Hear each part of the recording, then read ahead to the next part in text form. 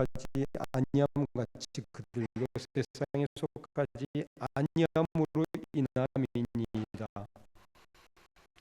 내가 비옵는 것은 그들을 세상에서 데려가시기를 위함이 아니요 다만 악에 빠지지 않게 보존하시기를 위함이니이다. 내가 세상에 속하지 아니함 같이 그들도 세상에 속하지 아니하였사옵나이다. 그들을 진리로 거룩하게 하옵소서. 아버지의 말씀은 진리니이다. 아버지께서 나를 세상에 보내신 것 같이 나도 그들을 세상에 보내었고 또 그들을 위하여 내가 나를 거룩하게 하오니 이는 그들도 진리로 거룩함을 얻게 하려 함이니이다. 아멘.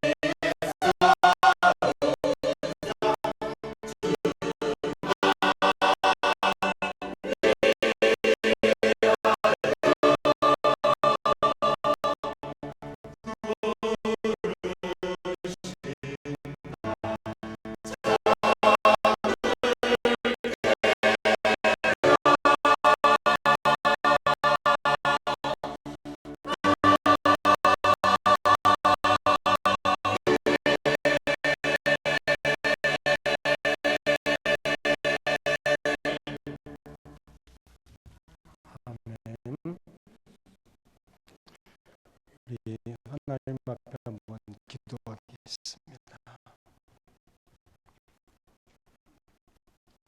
이 시간도 이제 우리가 하나님의 말씀 앞에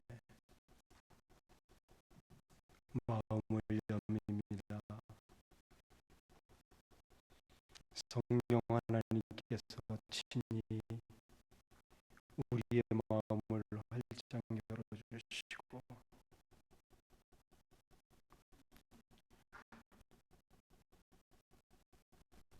함께 나누는 말씀을 통해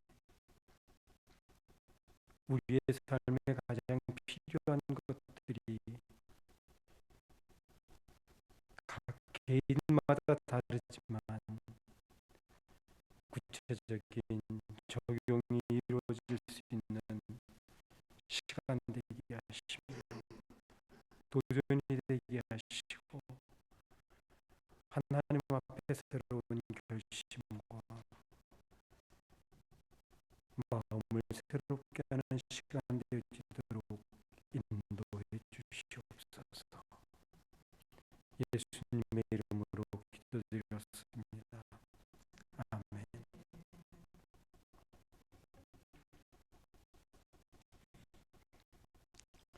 성경은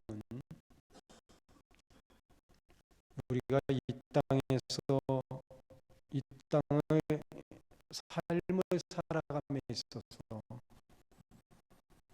어떻게 사는 것이 하나님의 뜻대로 사는 것이고 어떻게 행하는 것이 하나님이 기뻐하시는 것들인가를 끊임없이 보여주고 있는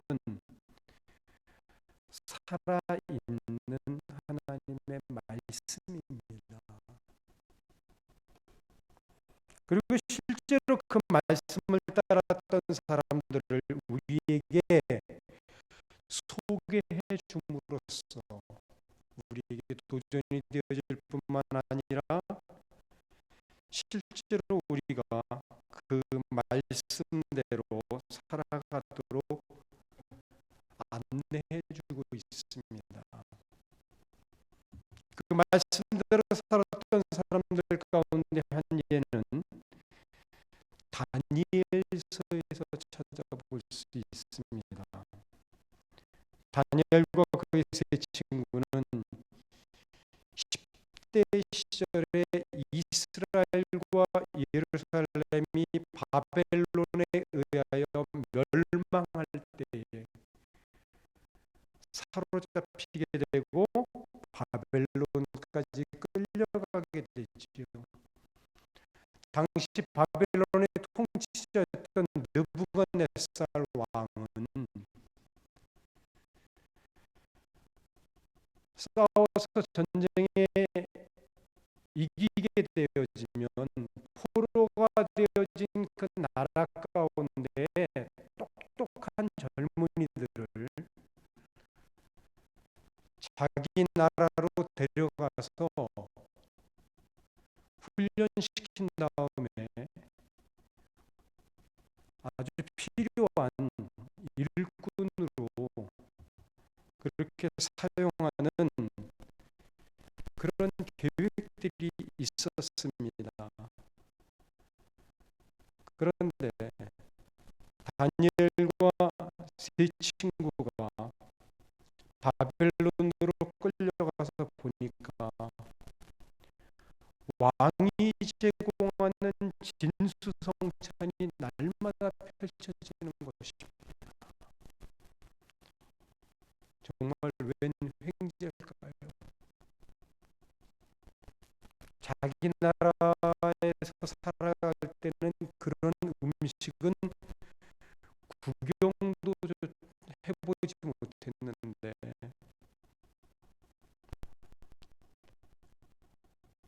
날마다 끼니 때마다 정말 진수성찬이 나오니까 얼마나 좋았겠습니까? 그런데 그 음식들은 전부 자기 나라에서는 부정하게 여기는 우상 앞에 먼저 드려지면서 술을 부은 그런 고기들이 대부분이었습니다. 이 사실을 알게 된 다니엘과 세 친구는 하나님 앞에 결단코 이 음식을 먹지 않으리라 결심을 하지요. 그리고 자신들의 교육을 책임지고 있는 책임자를 찾게 됩니다. 우리는 이것을 신앙 양심상 먹지 못하겠습니다. 그 대신 우리에게 채소와 물만 주십시오. 그래서 열흘 후에 다른 사람들과 우리의 얼굴을 비교해 보시고 우리의 얼굴이 다른 소년들보다 못하다면 우리가 두말 않고 그 다음부터는 음식을 주는 대로 먹겠습니다. 그러나 우리의 얼굴이 조금도 뒤지지 않는다면 우리로 하여금 채소와 물만 먹게 해주십시오. 제안을 했어요. 그리고 승리하지요.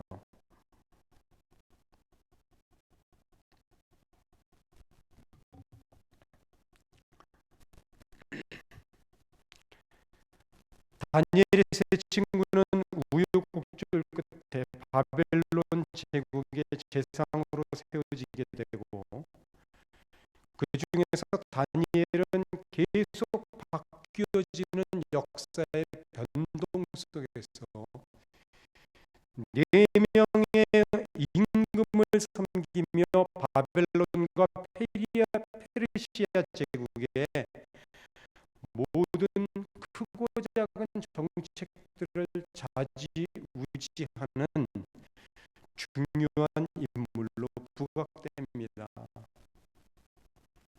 다니엘과 그 세 친구는 하나님의 자녀들로서 이 땅을 살아감에 있어서 거룩을 지키며 사는 것이 무엇인지를 우리에게 분명하게 보여준 사람들입니다. 사람이 떡으로만 살 것이 아니요 하나님의 입에서 나오는 말씀으로 살 것이라는 신명기의 말씀을 분명하게 삶으로 보여준 실예가 되어진 것입니다. 이 사실 앞에 오늘 우리 또한 참된 거룩을 이루는 삶이 무엇인지를 깊이 생각해보고 삶에 적용해 가야 한다는 도전을 받게 됩니다. 우리는 지난주일 본문 말씀을 서론적으로 거룩이라는 것이 성경적으로 어떤 의미를 가지고 있는가를 생각해 봤었지요. 오늘은 이 거룩을 이룰 수 있는 방법으로 소개가 되어지고 있는 진리라는 단어를 한번 생각해 보려고 합니다. 진리.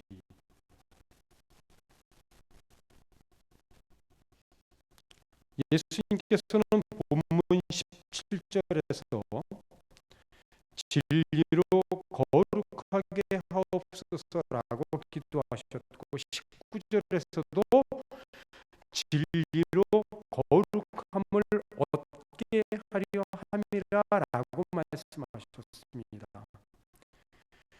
17절 하반부에서는 이 진리에 대해서는 아버지의 말씀을 진리라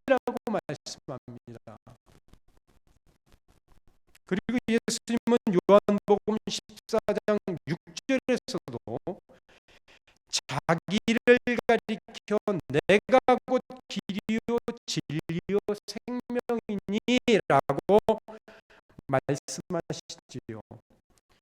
요한복음 1장에서는 자신이 아버지 하나님의 말씀이라고 소개를 합니다. 그러므로 우리는 진리를 하나님의 말씀이요 예수님 자신이라는 결론을 내릴 수 있게 되겠지요. 그런데 하나님은 인간의 역사에 대한 분명한 계획이 있으시고 뜻이 있으셔서 인류 전체의 역사를 주관하시고 인도해 가시기도 하시지만 우리 한 사람 한 사람에 대한 아주 구체적이고 분명한 계획이 있으시고 뜻이 있으십니다. 그리고 그 계획에 따라 뜻에 따라 우리를 인도해 가시게 되는데 한 번 계획하시고 품으신 뜻은 반드시 이루어지기 때문에 그런 의미에서 하나님의 계획은 그리고 하나님의 말씀은 진리일 수밖에 없는 것입니다. 진리라는 것은 변하지 않잖아요.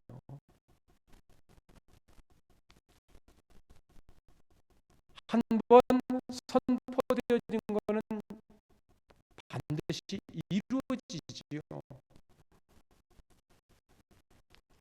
그리고 성경은 그러한 하나님의 계획과 뜻은 하나님의 말씀으로 표현되어지고 있지요. 그 사실을 보여줍니다. 즉 한 번 하신 하나님의 말씀은 반드시 이루어진다는 것입니다. 이러한 하나님의 계획과 뜻은 영원전부터 하나님의 형상을 닮은 한 존재를 창조하셔서 이 땅에 그렇게 하나님의 형상을 닮은 존재들로 가득한 세상을 만드시는 것이었습니다. 그게 하나님의 계획이었어요.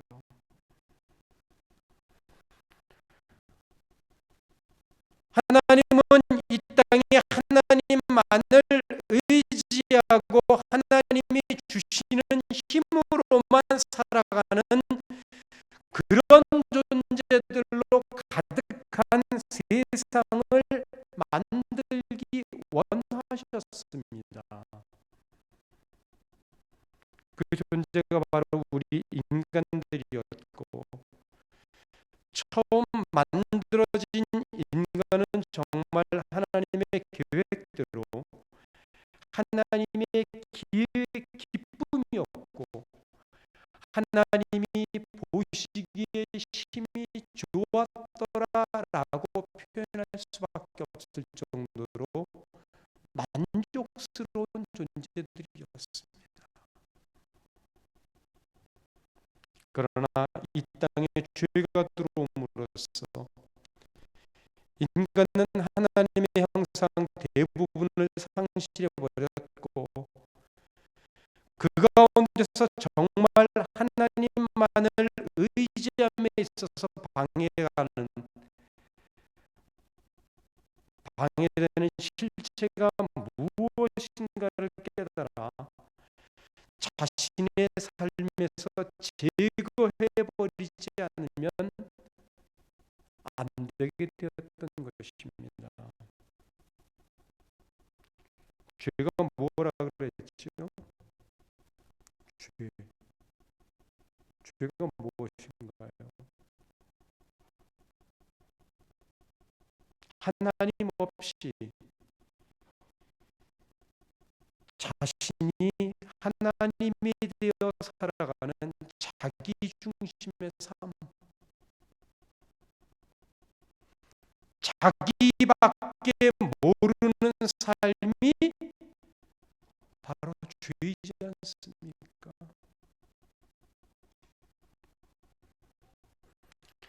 내가 하나님의 자리를 찬탈하는 것이 죄입니다.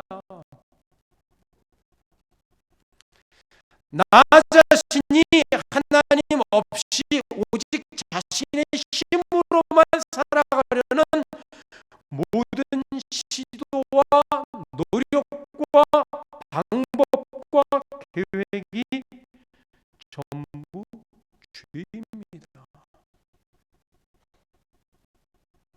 그리고 우리는 이렇게 살아가는 삶의 방법에 아주 익숙해져 있습니다. 이렇게 오직 자기밖에 모르고 하나님 없이 살아가는 삶은 결코 하나님 나라로 인도될 수 없다는 사실을 깨닫게 하는 것이 또한 죄의 결과입니다. 그래서 우리는 이 땅에 살면서 정말 내 안에서 버려야 할 것이 무엇인지, 하나님과의 관계 속에서 깨닫고 변화되어야 할 주제가 무엇인지를 배우고 삶에 적용해야만 하는 것입니다. 하나님은 그런 우리의 깨달음을 위하여 이 세상이라는 공간을 주신 것이고, 역사라고 하는 시간을 주신 것이지요. 이 역사의 시간이 언제까지 계속될 것인지 저는 알 수 없지만 느낌으로는 그렇게 길지는 않을 것 같아요.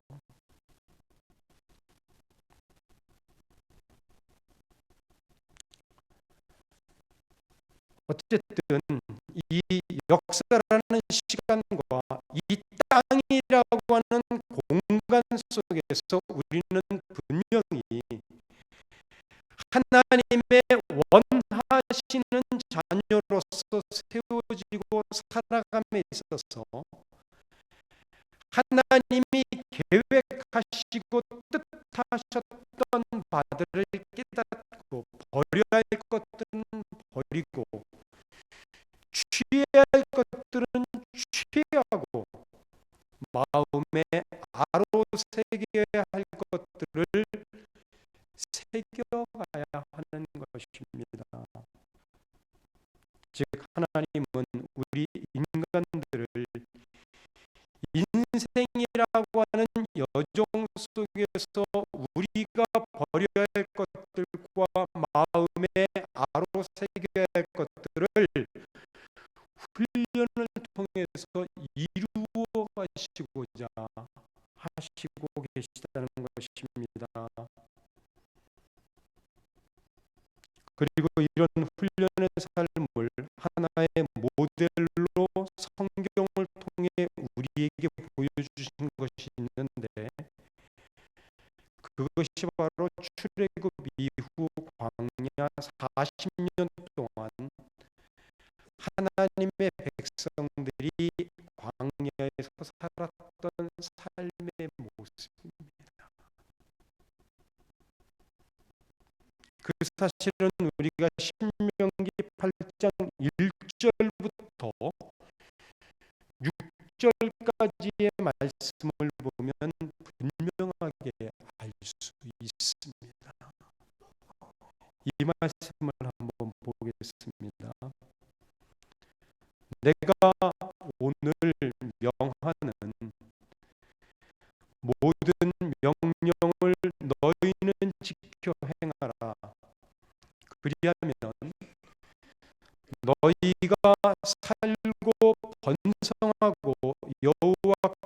너희의 조상들에게 맹세하신 땅에 들어가서 그것을 차지하리라.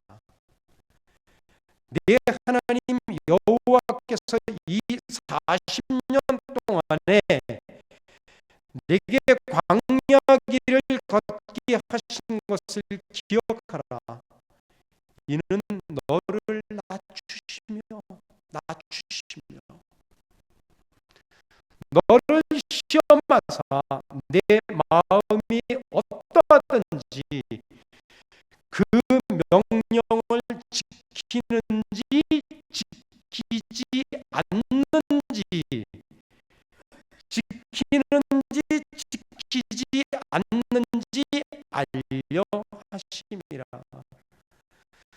너를 낮추시며 너를 줄이게 하시며 또 너도 알지 못하며 내 조상들도 알지 못하던 만나를 내게 먹이신 것은 사람이 떡으로만 사는 것이 아니요 여호와의 입에서 나오는 모든 말씀으로 사는 줄을 내가 알게 하려 하심이라. 이 40년 동안에 내 의복이 헤어지지 아니하였고 내 발이 부르트지 아니하였느니라. 너는 사람이 그 아들을 징계함같이 내 하나님 여호와께서 너를 징계하시는 줄 마음에 생각하고 내 하나님 여호와의 명령을 지켜 그의 길을 따라가며 그를 경외할지니라. 아멘. 이 말씀은 하나님의 자녀들의 인생의 목적, 인간의 본질에 대한 내용을 담고 있는 말씀이지요. 이 말씀을 보면 놀라운 능력으로 자기의 백성들을 출애굽시킨 하나님께서 굳이 광야 40년의 길을 걷게 하신 이유가 분명하게 나와 있습니다. 낮추시고 줄이게 함으로써 오직 하나님만을 바라보고 하나님의 말씀을 따라 살아가게끔 하기 위해서였습니다. 낮추시고 줄이게 하셨다는 말은 우리 인간의 인생 여정에서 고난, 고통, 슬픔, 아픔, 어려움을 겪게 하신다는 의미입니다. 그리고 여기서 말하는 떡이란 하나님 없이 살아가는 인간 중심의 삶의 모든 수단과 방법을 말하는 것입니다. 결국 하나님은 광야 40년인 생활이라는 훈련의 현장, 곧 인생의 어려움을 통해 하나님을 간구하고 의지하는 법을 배우게 하신 것이고 오직 하나님의 말씀을 따라 살아가는 법을 배우게 하심으로 지금까지 자신의 힘으로 살아왔던 힘들, 곧 자아중심의 모습을 하나씩 내어 버리게 하시기 위해서 이었다는 것입니다. 결국 출애굽기 광야 40년은 우리 하나님 자녀들의 인생의 축소판이었던 것이고, 우리가 오늘 하나님 앞에서 어떻게 다루심을 받아서 하나님의 자녀로서 훈련되어지고 세워져 갈 것인가. 특히 하나님은 우리 인생의 여정에서 무엇을 내어버리게 하시고 그 빈자리를 무엇으로 채워갈 것인가를 보여주신 사건이라고 할 수 있는 것입니다. 우리는 이 사실 앞에 늘 자신을 돌아보며 하나님의 말씀을 따라 하나님이 계획하시고 뜻하신 삶을 살아갈 수 있도록 생각을 바꾸며 삶의 가치관을 바꾸고 습관이나 방법을 바꾸고 안 되면 간절하게 간구함으로써 나를 향한 하나님의 계획이 이루어져 갈 수 있도록 해야 하는 것입니다. 이 과정에서 우리가 하나님의 은혜를 모르고 하나님의 품을 떠나 살게 되면 우리는 하나님의 말씀이 아닌 세상의 떡으로 살려 하기 때문에 하나님께 자꾸 그 떡을 달라고 구할 수밖에 없는 것입니다. 이 과정에서 하나님은 우리의 떡을 주시기 위한 수단으로 전락하게 되는 것이지요. 그러나 하나님은 떡이 아니라 하늘의 만나, 곧 하나님의 말씀을 따라 살아야 한다고 말씀하십니다. 그리고 그 사실을 또 한 번 보여주신 사건이 신약 성경에 등장하지요. 요한복음 6장에 나오는 오병이어 사건의 결과입니다. 예수님은 오병이어의 기적을 체험한 사람들이 몰려와서 오병이어의 기적을 다시 또 구하는, 그래서 떡을 달라고 손을 내미는 군중들을 향해 뭐라고 말씀하셔요? 나의 몸과 피를 먹고 마시라. 사람은 오직 하나님의 말씀 진리를 따라 살아가야 한다고 하신 것입니다. 우리 하나님의 자녀들은 이 땅을 사는 동안 하나님의 뜻이 아닌 나의 뜻, 나의 계획을 따라 살아가게 될 때에 얼마나 하나님과의 친밀함에 방해를 받고 하나님의 형상을 회복함에 있어서 방해를 받게 되는 것인가를 반드시 배워야 됩니다. 그래서 떡으로만 살아가는 것이 아니라 하나님의 말씀으로 사는 삶을 통해 하나님과의 친밀함을 풍성하게 누리는 법을 알아가야 되는 것이지요. 우리는 떡으로 살아야 할 사람들이 아니라 하나님의 말씀으로 살아가는 사람들입니다.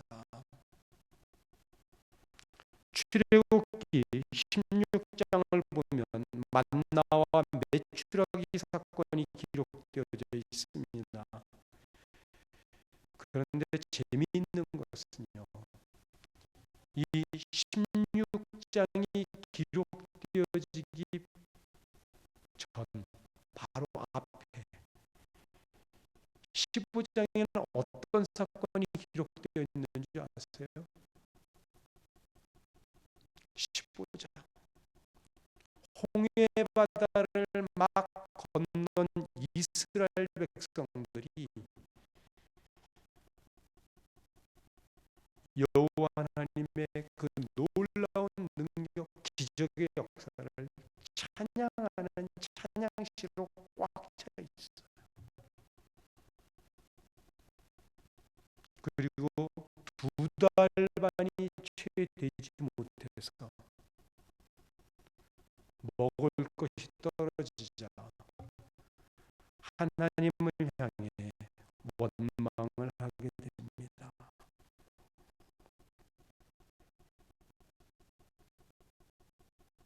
이스라엘 백성들은 홍해 바다를 건너는 기적을 체험했습니다.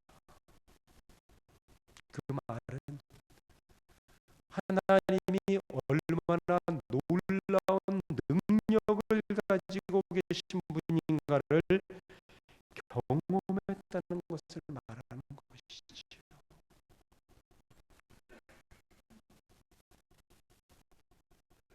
그런데 어떻게 2달 반이 채 지나지도 않아서 먹을 것이 떨어지자 하나님을 원망하냐고요.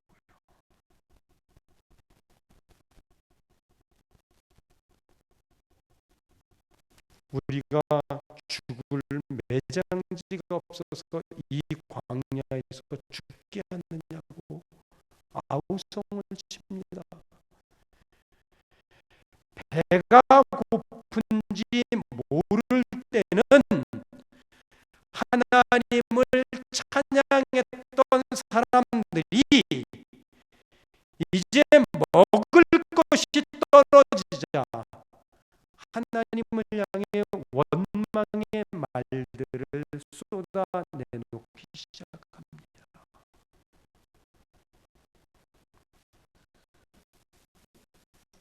그런데도 하나님이 아침에는 만나를, 저녁에는 메추라기를 주셔요.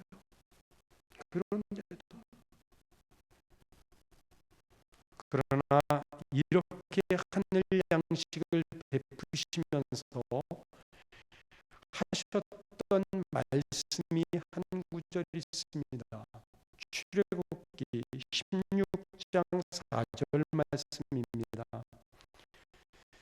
그때 여호와께서 모세에게 이르시되 보라, 내가 너희를 위하여 하늘에서 양식을 비같이 내리리니 백성이 일용할 것을 날마다 거둘 것이라. 이같이 하여 그들이, 여기서부터 중요합니다, 내 율법을 준행하나 아니하나 내가 시험하리라. 만나를 주신 목적이 이거였어요. 메추라기를 주신 목적이 이거였어요. 이렇게 하나님께서는 떡을 주셨던 것은 하나님의 생각, 하나님의 마음을 품고 살아가는 사람들인지를 시험해 보시겠다는 것입니다. 그럼 과연 하나님께서 인간들이 환경이 좋아지고 배가 불러도 과연 하나님의 뜻대로 살 수 있을 것인가를 잘 모르셔서 이렇게 시험한다고 말씀하셨을까요? 아닙니다. 하나님은 이미 다 알고 계셨어요. 아무리 인간의 환경이 좋아지고 개선되어져도 인간은 오직 자기 욕심을 따라 자기 중심적으로 살아가는 존재지, 결코 하나님을 가슴에 품고 하나님의 뜻대로 살아가지 못한다는 것을 이미 알고 계셨어요. 따라서 여기서 시험하신다는 표현은 하나님을 떠난 인간의 참 모습, 죄로 인하여 죽어 있는, 그래서 죄 자체요, 죄 덩어리인 인간의 참 모습을 보여주시고자 하셨던 표현인 것입니다. 하나님은 분명 광야 40년의 세월에서 단 하루도 만나를 거르신 적이 없었습니다. 그러나 이스라엘은 단 한 번도 그들 스스로 하나님을 온전히 섬기고 하나님의 말씀을 따라 살았던 적이 없었습니다.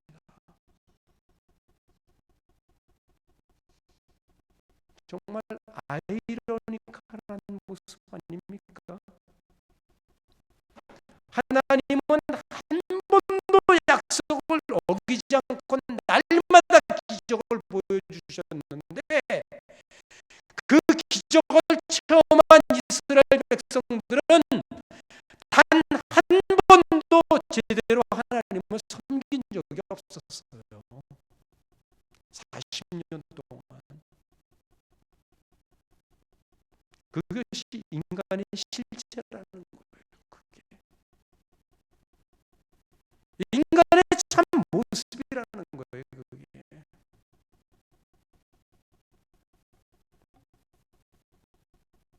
따라서 이스라엘의 광야 40년의 세월은 바로 우리 인간의 참 모습을 보여주는, 그리고 우리가 얼마나 죄로 물들어 있고 자기밖에 모르는 존재들인가를 보여주는 하나의 모델인 것입니다.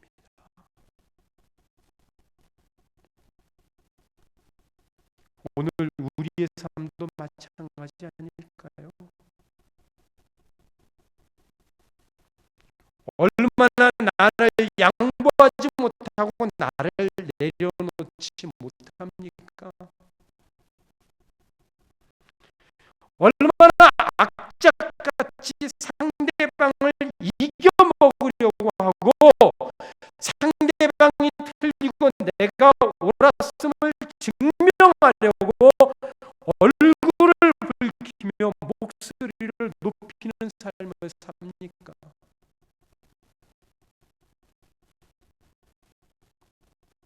내가 한번 그냥 옳더라도 상대방을 배려하고 위에서 져주면 안 되는 겁니까? 내가 져주는 삶을 살면 하늘이 무너지고 천지가 개벽합니까? 왜 그렇게 나를 강조해야 되고 나밖에 모르는 삶을 살아야 됩니까? 우리가 하나님은 자신의 뜻을 품고 살게 하시려고 애를 쓰고 계시는데 우리는 절대로 나를 양보하지 못하고 내려놓지 못하는 것입니다. 그런데 저도 마찬가지예요.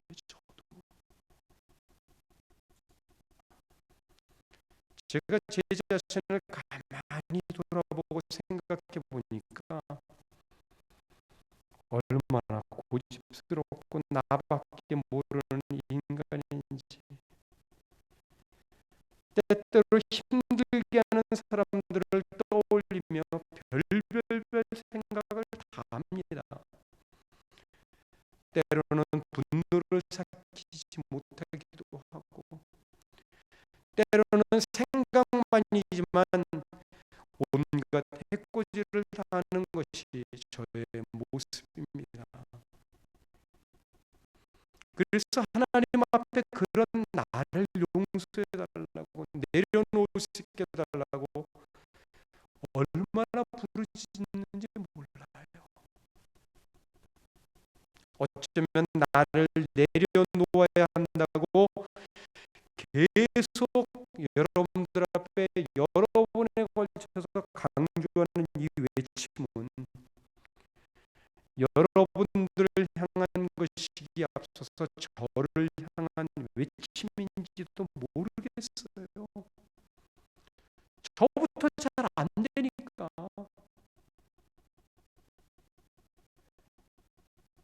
그런데 내려놔야 돼요. 내려놔야 돼요.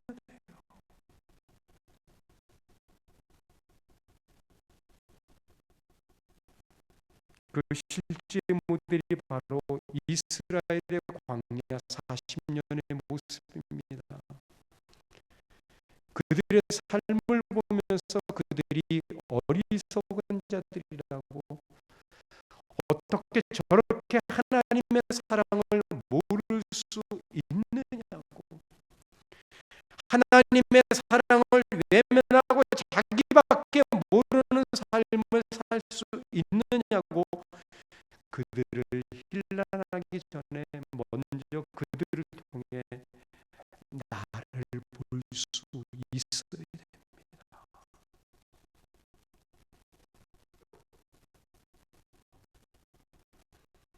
절대로 나를 양보하지 못하는 나를 내려놓지 못하는 나, 하나님 자리에 나를 앉혀놓은 나, 어떻게든 상대방이 틀렸음을 증명하려고 하고 상대방을 이겨먹으려고 하는 나, 절대로 상대방에게 지지 않으려고 목소리를 높이는 나, 그 나를 보라고 이스라엘 광야 40년의 세월이 있었던 것임을 우리는 알아야 된다는 것입니다.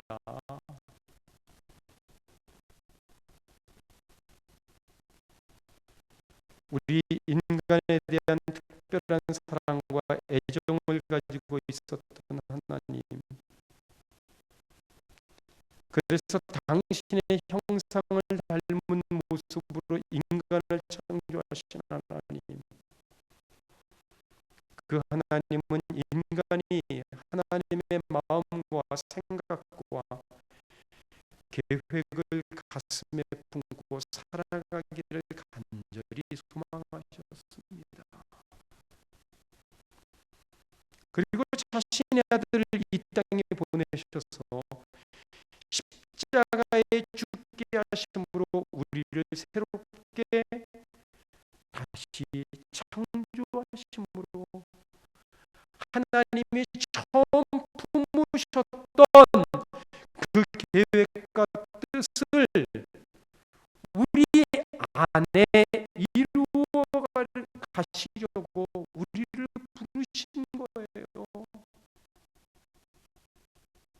새 마음 주시고 새 사람 되게 하시고 새롭게 창조하셔서 하나님이 처음 계획하셨던 사람,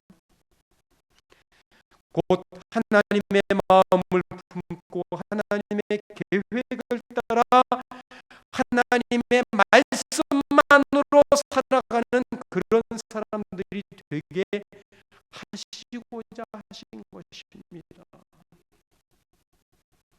그래서 이런 하나님의 뜻과 계획과 생각을 실행하기 위해 이 땅에 오신 예수님, 하나님의 뜻대로 십자가를 지시고 죽으심으로 부활하심으로 인간들을 새롭게 창조되도록 하나님의 뜻을 이루신 예수님을 가리켜 하나님의 말씀이라고 했던 겁니다. 하나님이 말씀하시는 대로 순종하는 삶을 사셨기 때문에 그래서 말씀인 거예요.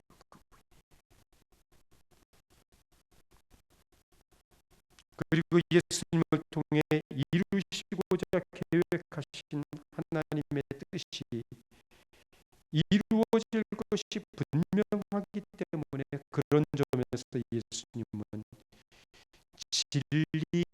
진리이실 수밖에 없는 것입니다.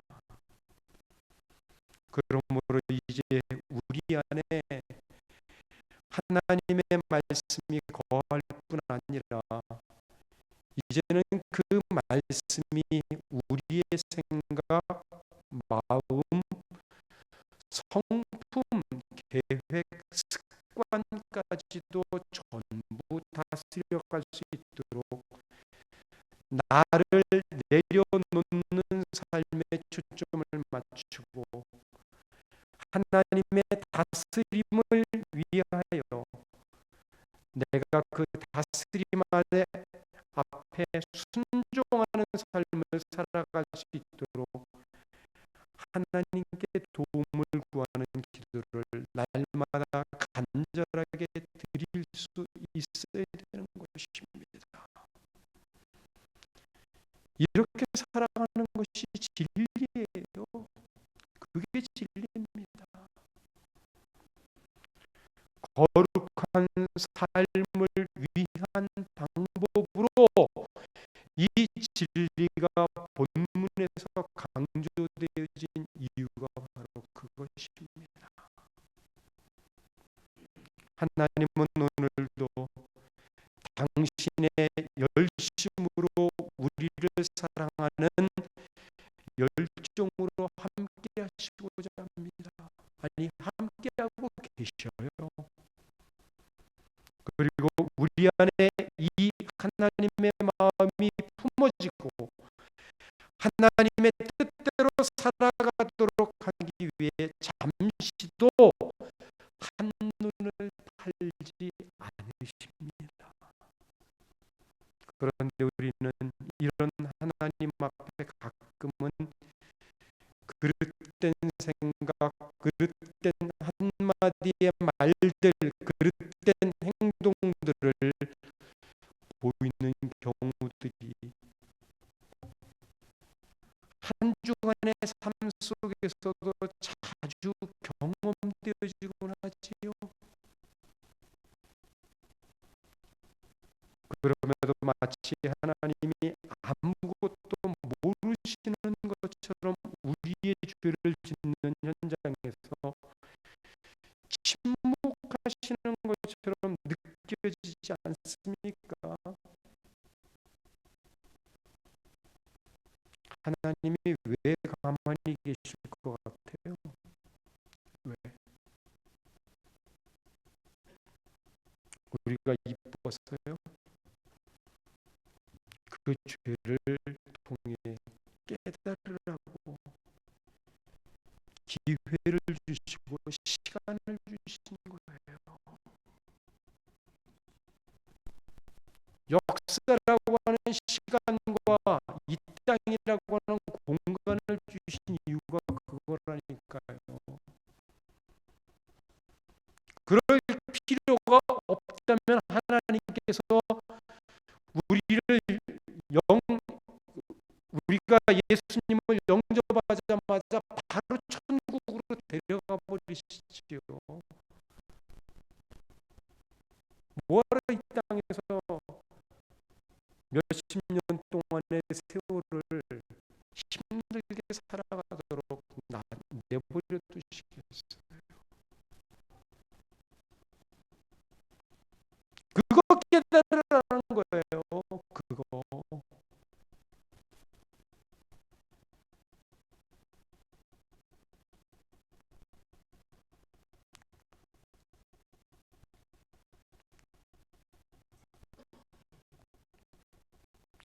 우리가 하나님을 바라보고 하나님을 의지하는 시선에서 하나님의 마음을 품고 사는 곳에서 잠시 떠날 때 어떤 일들이 벌어지곤 하는가 몸소 시간과 공간 속에서 경험하고 깨달으라는 것입니다.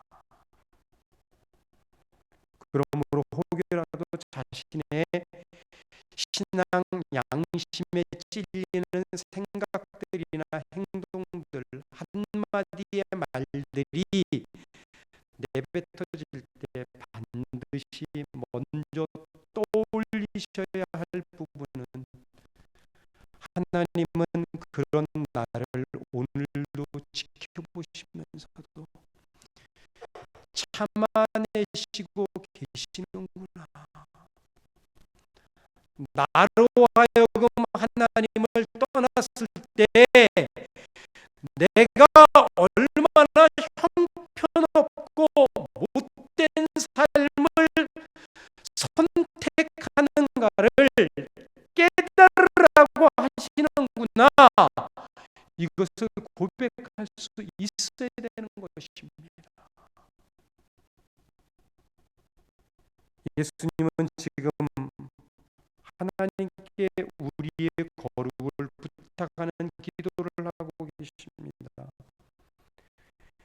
그리고 그 거룩은 진리를 통해 이루어질 수 있다고 기도하고 계십니다.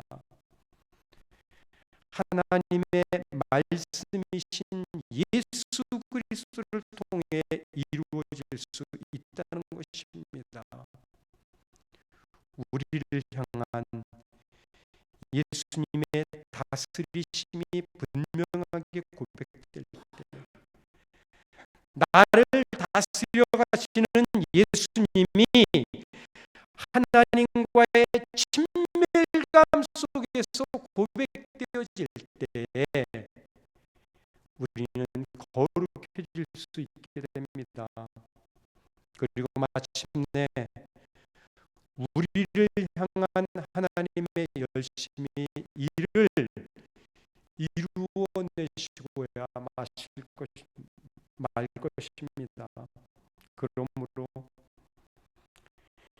이제 나를 다스려 가시는 예수님의 다스리심을 우리가 삶의 현장에서 구체적으로 느낄 수 있도록, 그래서 나의 마음이 하나님의 마음으로, 나의 생각이 하나님의 생각으로, 나의 삶의 목적이 나를 향한 하나님의 목적으로 바뀌는 경험을 간절히 사모하시고 고백하시는, 그리고 이러한 경험의 삶으로 우리가 하나님으로 말미암는 생명의 풍성함으로 오늘을 살아가시기를 주님